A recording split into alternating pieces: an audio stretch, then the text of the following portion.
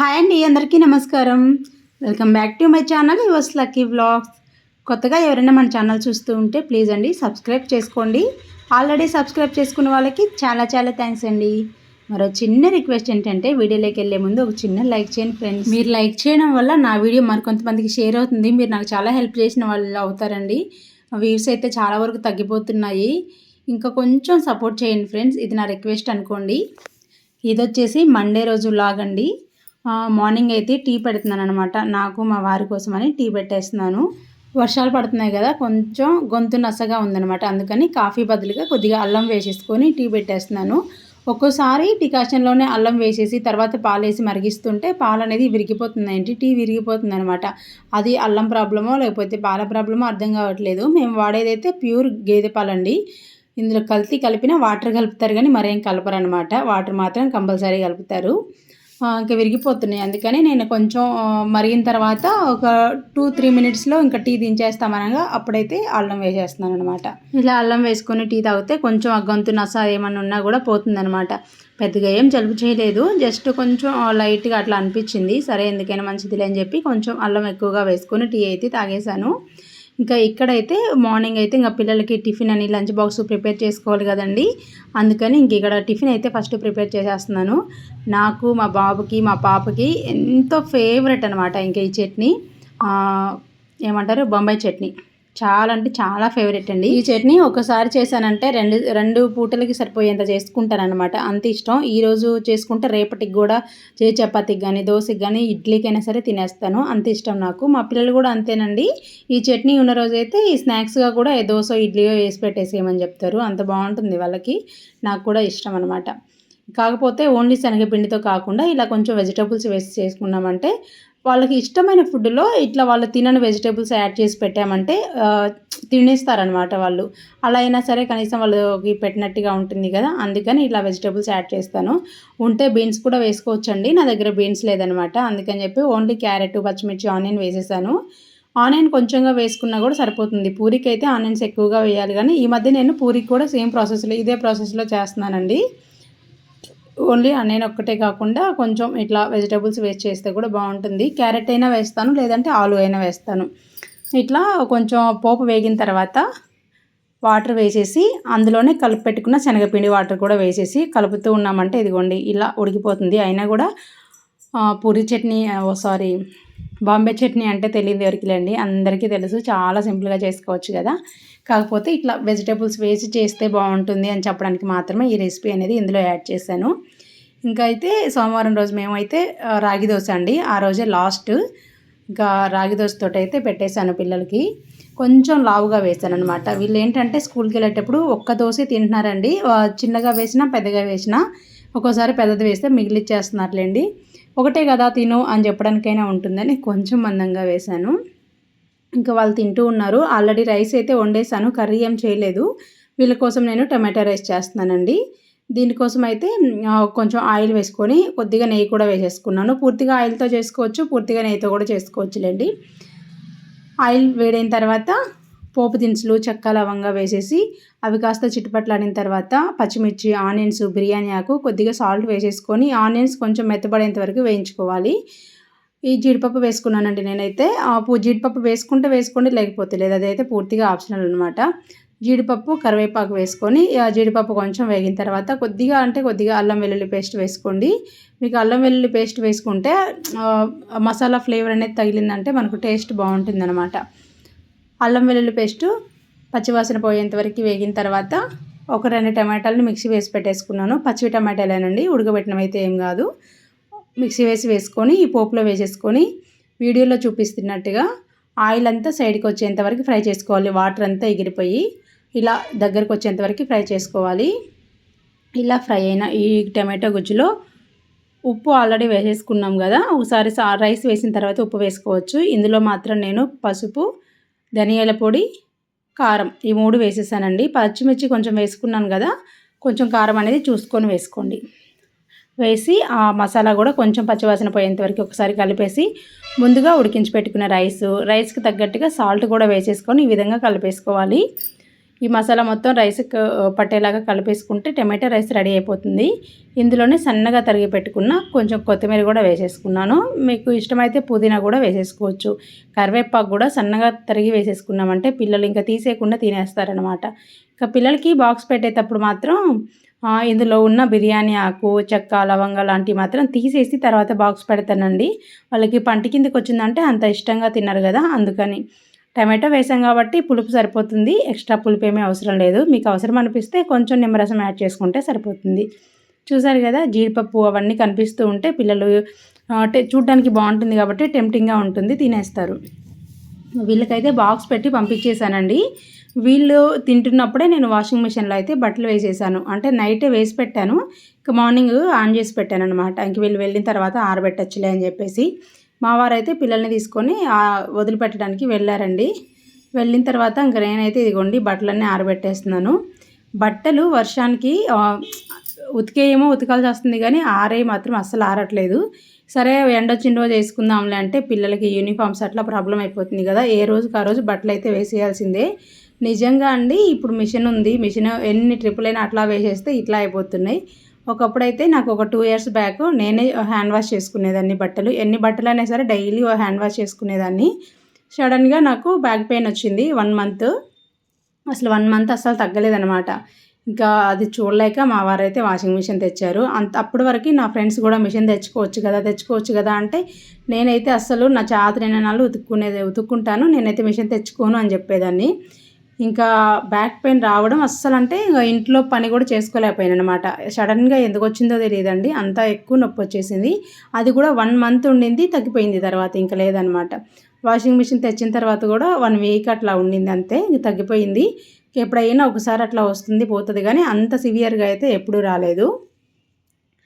అందుకోసమని washing machine తెచ్చుకున్నాను. Once washing machine తెచ్చిన తర్వాత హ్యాండ్ వాష్ చేద్దామన్నా సరే ఈ మంత్ మొత్తం హ్యాండ్ వాష్ చేయాలి అనుకుంటాను, ఏమీ అవ్వదండి. 2-3 రోజులు హ్యాండ్ వాష్ చేస్తాను, ఆ తర్వాత ఏదో పనిలో మునిగిపోయి మళ్ళీ వాషింగ్ మిషన్ వేస్తూనే ఉన్నాను. వాషింగ్ మిషన్ పుణ్యమా అని బట్టలు కూడా ఈ వర్షానికి కొంచెం ఫ్యాన్ కింద వేసుకున్నా కూడా ఆరిపోతున్నాయి. చేత్తో ఉతికేదిగినైతే చాలా ప్రాబ్లం అవుతుంది. యూనిఫామ్స్ అవి కూడా కొంచెం థిక్గా ఉంటాయి కాబట్టి తొందరగా ఆరవన్నమాట. ఇంకా మా వారు వచ్చిన తర్వాత తనకైతే టిఫిన్ రెడీ చేస్తున్నానండి. తనైతే స్ప్రౌట్స్ ఉటిగా కాకుండా కొంచెం పోపు పెట్టేసి ఇమ్మని చెప్పారు. అందుకని ఈ విధంగా పోపు పెట్టేస్తున్నాను. కొద్దిగా ఆయిల్ కానీ బటర్ కానీ వేసుకోండి. నేనైతే ఆయిలే వేశాను. ఆవాలు, జీలకర్ర వేశానండి. ఆవాలు కూడా హెల్త్కి మంచిది. పోపులో అట్లా తీసుకుంటే బాగుంటుందన్నమాట. ఎలాగో నేను ఆవు నూనె అట్లా ఏం వాడను కాబట్టి ఇట్లా పోపులోనే కొంచెం ఎక్కువగా వేసేస్తూ ఉంటాను. ఆవాలు కూడా నేను వాడే ఆవాలు అయితే నాటి ఆవాలండి, చాలా సన్నగా ఉంటాయి కదా అవి. ఆవాలు, జీలకర్ర వేసిన తర్వాత పచ్చిమిర్చి, క్యారెట్ తురుము, ఆనియన్స్ ఈ 3 కూడా ఒకేసారి వేసేసాను. అలాగే స్ప్రౌట్స్ ఓన్లీ పెసర మొలకలు మాత్రమేనండి వేసేసి కొద్దిగా సాల్ట్ వేసి ఒకసారి కలిపి మూత పెట్టి మధ్య మధ్యలో ఉడికించుకోవాలి. కొంచెం ఉడికిన తర్వాత వాటర్ కొంచెం అడుగంటుతున్నట్టుగా అనిపిస్తే కొద్దిగా వాటర్ వేసేసి మరొక 5 నిమిషాలు ఉడికించండి. ఇది పూర్తిగా బాయిల్ అవ్వాల్సిన అవసరం లేదు, హాఫ్ బాయిల్ అయినా కూడా బాగానే ఉంటుంది. అది మనం కారం వేసాము, పచ్చిమిర్చి, సాల్ట్ కూడా వేసాం కాబట్టి టేస్టీగా ఉంటాయి అన్నమాట. అండ్ హెల్త్కి కూడా మంచిది. క్యారెట్ అవన్నీ కూడా పూర్తిగా ఉడకనివ్వకుండా హాఫ్ బాయిల్ చేసేయండి. నేనైతే కొత్తిమీరకి బదులుగా ఇప్పుడు ఇందాక వేసింది మెంతికూర అండి. ఇంట్లో మెంతికూర ఉంది కదా, మెంతికూర అయితే కొంచెం వేసాను. మెంతికూర పచ్చిగా తగిలితే కొంచెం చేదనిపిస్తుంది కదా, అందుకని ఉడికించాను. ఇప్పుడు గార్నిష్గా అయితే కొత్తిమీర వేసేసాను. చూసారు కదా, స్ప్రౌట్స్ తోటి పోహా అనేది రెడీ అయిపోయింది. పోహా అనాలా, గుగ్గిళ్ళు అనాలా, తాలింపు అనాలా నాకు తెలియదు. టేస్ట్ మాత్రం నిజంగా చాలా బాగుందండి. నేను కొంచెం టేస్ట్ చేశాను. అండ్ ఇప్పుడే కాదు, మేము చాలాసార్లు చేస్తాను ఇలాగా. చాలా బాగుంటుంది. పిల్లలకి స్నాక్స్ బాక్స్గా కూడా ఇచ్చేయచ్చండి ఇలాగా, అంత బాగుంటుంది. స్మెల్ కూడా ఆనియన్స్ అవి వేగుతున్నప్పుడు స్మెల్ వస్తుంది కదా, చాలా బాగుంటుంది అనమాట. పిల్లలకి ఇలా ఓపెన్ చేయగానే మనకి పులిహోర ఎలా స్మెల్ వస్తుందో అలా వచ్చేస్తుంది. ఇష్టంగా తింటారు. ఒకసారి ఇచ్చేయండి. తినేటప్పుడు మాత్రం కొంచెం నిమ్మకాయ పిండుకొని తిన్నారంటే ఇంకా బాగుంటుంది. పిల్లలకి ఇచ్చేదైతే పచ్చిమిర్చి అన్నీ కూడా తీసేసి ఇవ్వండి. నేనైతే దీంతోపాటు కొంచెం కీరా కూడా ఇచ్చేసి మా వారికి అయితే ఇచ్చాను. తనైతే ఇంకా అదే టిఫిన్ అండి. ఇడ్లీ దోశలు ఏం తినారు. ఇప్పుడు బయటికి వెళ్ళే పని ఉందన్నమాట, అందుకని తొందరగా వంట చేసేద్దామని పప్పు ముందుగానే నానబెట్టేశాను.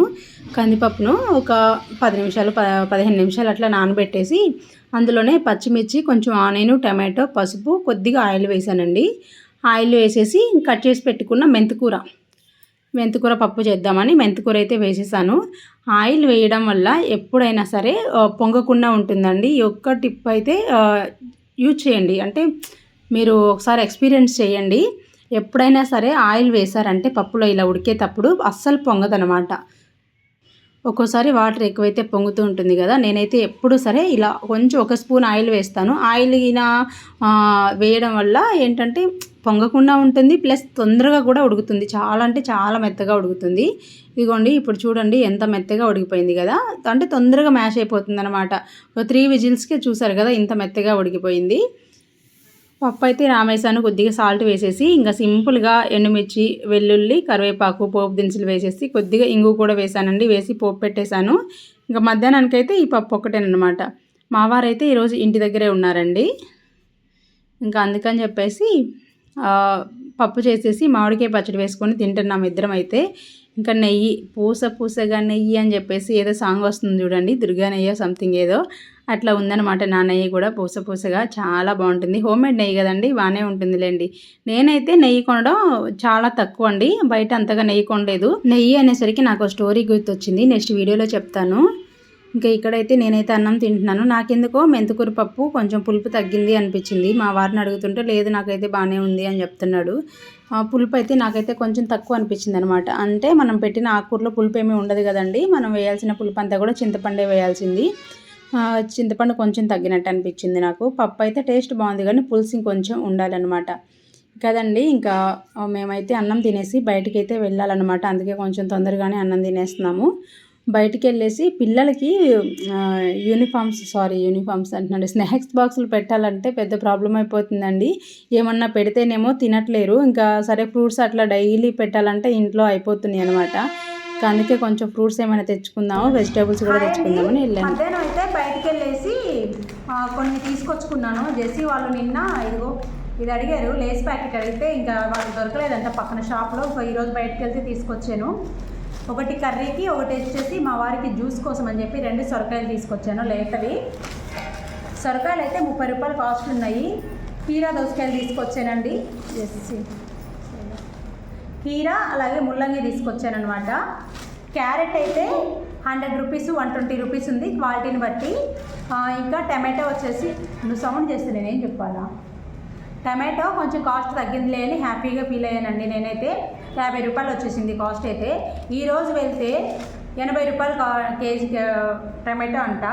చాలా అంటే చాలా ఉంది. 160 రూపాయలు, 160 రూపాయలు బీన్స్, 160 రూపాయల నుండి ఈరోజు అయితే 80 రూపాయలకి వచ్చింది. బీన్స్ అయితే బీన్స్ తగ్గింది, మిగతా అన్నీ మళ్ళీ ఎక్కేసాయి అనమాట.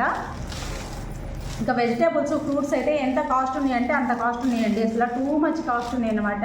వీళ్ళకి శాండ్విచ్ కావాలంటేనే బ్రౌన్ బ్రెడ్ తెచ్చాను. నేను చెప్పాను ముందే, బ్రౌన్ బ్రెడ్ అయితే తినండి, వైట్ అయితే నేను తీసుకురానని చెప్పేసాను. అందుకని బ్రౌన్ తెచ్చాను. తింటే తిని లేకపోతే లేదు, నాకు సంబంధం లేదన్నమాట. ఇవి వచ్చేసి సపోటా తీసుకొచ్చానండి.